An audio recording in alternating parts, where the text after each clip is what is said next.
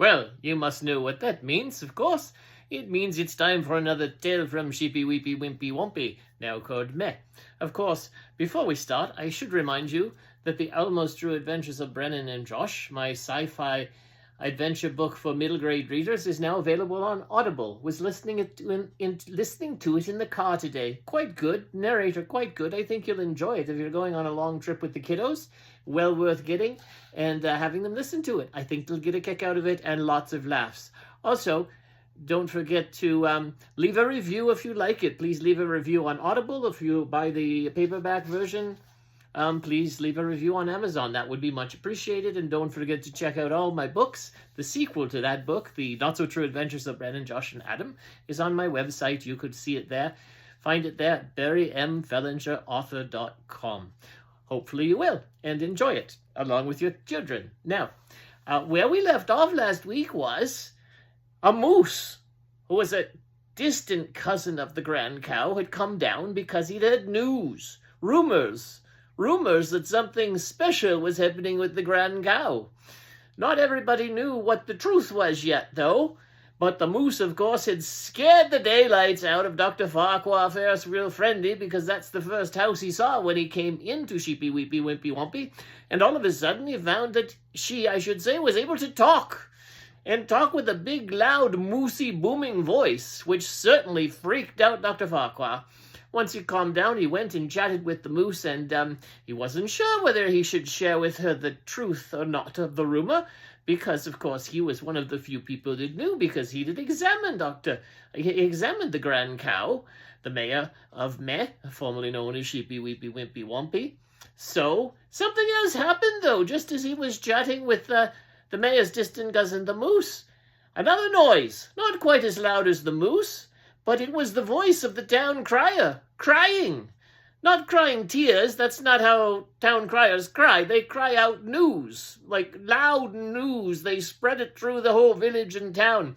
And so the town crier was talking at the top of the voice, walking up and down through the neighborhood, through all the homes, shouting out, "There's news! I have news about the Grand Cow!"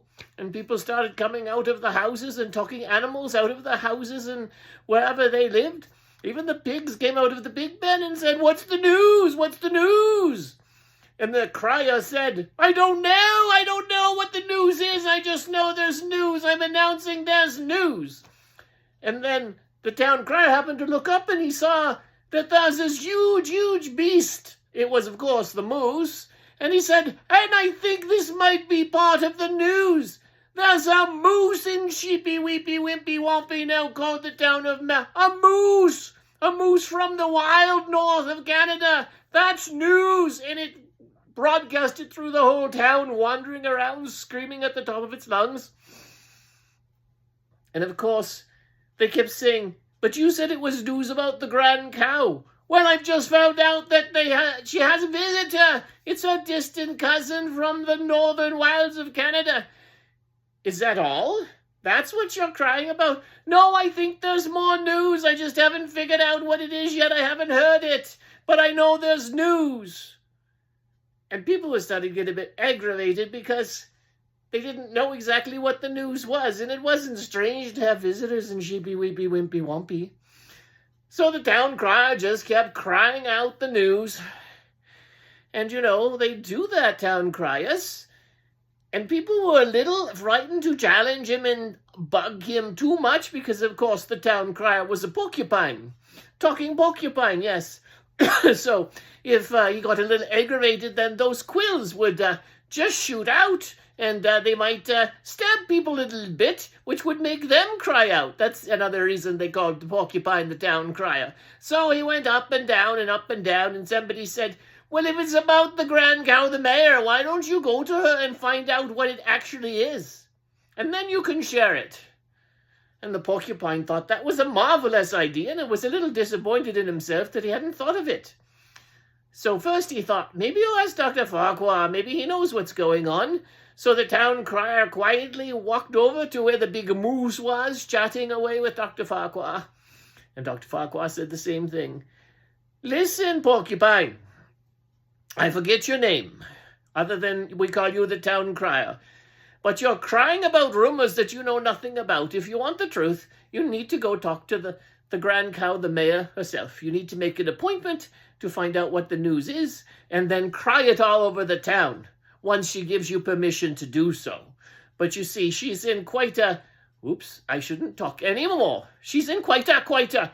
Oh, and the town crier started up again. The mayor's in a quite a, and he started to broadcast that and yell it across the town.